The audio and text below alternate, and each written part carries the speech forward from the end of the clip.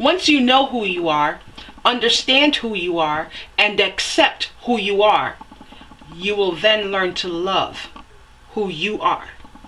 No one, but no one, has the authority or power to make you love or hate yourself other than you. Peep this.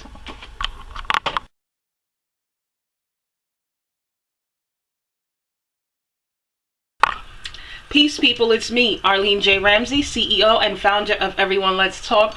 Also, your favorite self-wealth mentor. How you guys doing today? You doing good? Okay, good. In today's dialogue, I would like to discuss the whole saying. Of course, you guys have heard it. People will make you pay for how you make them feel. Or people want to make you pay for how you make them feel. Of course, there's a certain caliber or class of people who have cruel intentions, who go out of their way to make you feel bad about yourself or make people feel bad about themselves. How do we know? Easy. It's all in their delivery. It's all in the things they say. It's all in how they look at you. It's all in their attempt. It's all in how they gather people around to make you feel bad about yourself. It's all in how they ostracize you. It's all in different strategies that they use. So it's very obvious that those people are attempting to make you feel bad about yourself. But here's what we know. Since self-love is one of the things that I talk about, and knowledge of yourself. If you know who you are and you love yourself, in essence, no one can make you feel bad about yourself, correct? Correct. But we do want to acknowledge that there's a group of people who just exist who have those intentions. Today, I will not discuss that group of people because it's obvious that they do that. So I don't want to talk about them. I want to talk about the people, however, who exhibit and exude self-love. Because those seem to be the group of people who suffer from retaliation of people who do not love themselves, based on what those people think the ones who love themselves are thinking, right? It's not based off of true actions, true verbiage, true anything, through true energy, true anything. It's only based off of your perception or their perception of themselves. That's what that's based off of. And that I want to say it's very dangerous. It's very complex. It's very dangerous. People have lost their lives. People have gone through PTSD, post-traumatic stress disorder, from continuously being bullied and mistreated based off of how those who don't love themselves think that that person may be thinking about them. So let me break it down a little bit. If you think low of yourself, and if you don't love yourself, chances are that you will not think that other people will think highly of you. Chances are you will think that people are thinking low of you, or maybe thinking the same thing you're thinking about yourself, and maybe worse. Those are the chances. And chances are it may seem that way. Here's why it appears that way. Because people who love themselves do not surround themselves with people that are exhibiting energy in actions of self-hate. Simply because if you hate yourself, it is going to be impossible for you to treat me with love and kindness. That's the only reason why there's such a division. Not that those people are thinking less of the people who don't love themselves. It is just that people who love themselves only surround themselves with love. That's the only reason for the separation, right? Now, dialogue is something I talk about all the time. If we were more of a negotiable type of people, we would be more willing to have dialogue to try to understand the reasoning for the gap. And when you understand the reasoning for the gap, you can go ahead and learn how to make yourself better. Does that make sense? I hope it makes sense. Right? So here's why I talked about that. Of course, you guys have heard the young lady who was the mother of 3 children, who was on her way to getting married. A guy wanted to, approach her, and she told him she was in a relationship. Brawl broke out between her boyfriend and this guy, and next thing you know, the guy whips out a gun and starts shooting. But guess who he killed? He killed the woman that he was after, knowing that she told him she was in a relationship. Now here's why, and this also works vice versa for women who kill men who think that the man, you're so in love with this man and he doesn't love you. Listen. I want to say it again. This is something that it's imperative that we become keen and aware to this. All right.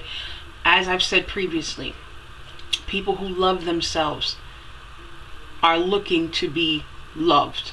They're looking to give love, and they're also looking to be loved. And they're only going to surround themselves around love. They love love. Okay? So a woman who loves herself cannot be happy or commit herself in a relationship with a man who doesn't love himself. Simply because she will always be his punching bag. She will always be his verbal punching bag, physical punching bag, whatever kind of punching bag you want to call it. She will always be the person that's going to be at the butt of his abuse. Simply because the more she loves herself, the more he's going to hate himself. Because he's watching her exude such self-love that he can't find within himself. And he's going to think her self-love is a reflection of her not loving him. When in actuality, it is more of a reflection of him that is incapable of loving him. And that's a huge and dangerous disconnect. Okay? So we can talk about how to build self-love, which I've discussed in other recordings. You build self-love by first getting to know who you are, accepting who you are for who you are, meaning accepting your weaknesses, your flaws, your strengths, everything about you. And as I've mentioned in a previous recording, you can build a strength a flaw and a weakness into a strength. And if you can, better. And if you can't, oh well, you accept it. But once you get to know that, accept you for who you are, the ins and outs of you, then you will begin to get on that road to loving who you are. But understand that when people, let me take myself for an example.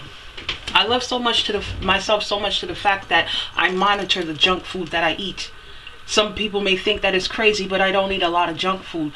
I have to make sure my immune system is strong to combat anything that the air may be carrying. That's how some people call it ridiculous, but that's how obsessed I am with it. I have to eat healthy. I can't put junk within me. Therefore, I've just talked about healthy eating, right? Therefore, I cannot be attracted to a man who doesn't care to eat healthy, right? Let's say he doesn't eat healthy now.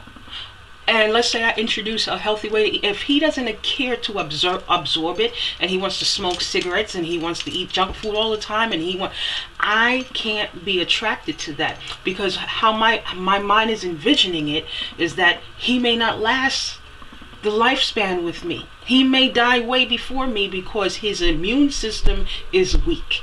He is not strong. Same thing with character.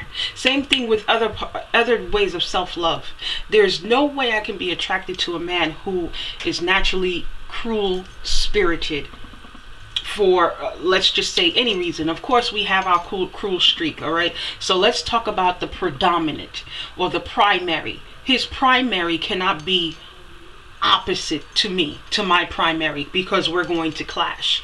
And I'm knowing, because I love myself, I can see that if his primary is totally opposite from mine and not in agreement, let me put it this way, if it's not complementing mine or isn't in agreement to mine, we will not be able to love each other like we should. And especially if there's not going to be a happy medium or balance. Right? All of these things come into play. And do understand that when people love themselves, there's not too much room for compromise when it's the total opposite. When it goes against self-love, there will be no room for compromise. That's it. But let's get back to our perception. Don't let your self-talk, your perception, and what you think govern your actions, the actions you take out on someone else. All right? Because everything you're thinking is not what that person is thinking. And you don't know if it's to be true unless you have open dialogue about it. Okay? I thought it was also important for me to talk about, because you guys know that I spread my gift at a halfway home, and one of the fellas say, now he wasn't angry or anything, he was just asking, because again, I'm practicing dialogue, so I make sure that they understand